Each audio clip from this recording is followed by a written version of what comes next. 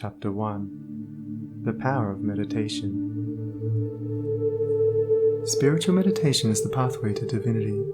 It is a mystic ladder which reaches from earth to heaven, from error to truth, from pain to peace. Every saint has climbed it, every sinner must sooner or later come to it, and every weary pilgrim that turns his back upon self and the world, and sets his face resolutely toward the Father's home, must plant his feet upon its golden rounds. Without its aid, you cannot grow into the divine state, the divine likeness, the divine peace, and the fadeless glories and unpolluting joys of truth will remain hidden from you. Meditation is the intense dwelling, in thought, upon an idea or theme, with the object of thoroughly comprehending it. And whatsoever you constantly meditate upon, you will not only come to understand, but will grow more and more into its likeness, for it will become incorporated into your very being, will become, in fact, your very self. If, therefore, you constantly dwell upon that which is selfish and debasing, you will ultimately become selfish and debased. If you ceaselessly think upon that which is pure and unselfish, you will surely become pure and unselfish. Tell me what that is upon which you most frequently and intensely think, that to which, in your silent hours, your soul most naturally turns, and I will tell you to what place of pain or peace you are traveling, and whether you are growing into the likeness of the divine or the bestial. There is an unavoidable tendency to become literally the embodiment of that quality upon which one most constantly thinks. Let therefore the object of your meditation be above and not below, so that every time you revert to it in thought, you will be lifted up. Let it be pure and unmixed with any selfish element. So shall your heart become purified and drawn nearer to truth, and not defiled and dragged more hopelessly into error. Meditation, in the spiritual sense in which I'm now using it, is the secret of all growth in spiritual life and knowledge. Every prophet, sage, and savior became such by the power of meditation.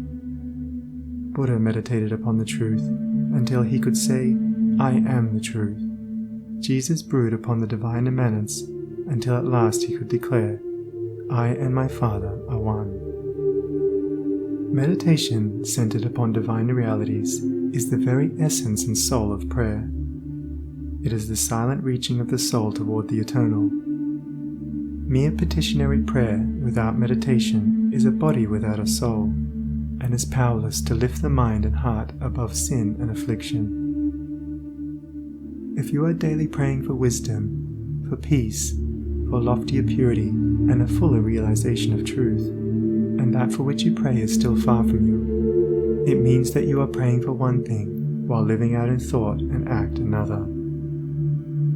If you will cease from such waywardness, taking your mind off those things the selfish cling to, which debars you from the possession of the stainless realities for which you pray, if you will no longer ask God to grant you that which you do not deserve, or to bestow upon you that love and compassion which you refuse to bestow upon others, but will commence to think and act in the spirit of truth, you will, day by day, be growing into those realities, so that ultimately you will become one with them.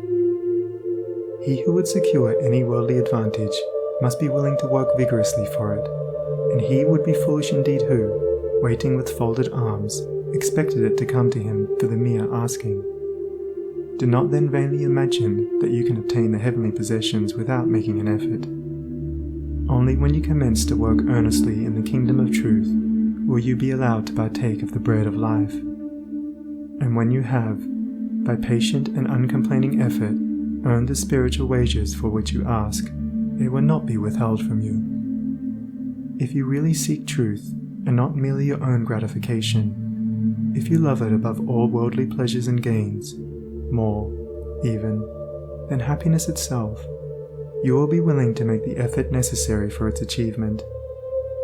If you would be freed from sin and sorrow, if you would taste of that spotless purity for which you sigh and pray, if you would realize wisdom and knowledge, and would enter into the possession of profound and abiding peace, come now and enter the path of meditation, and let the supreme object of your meditations be truth.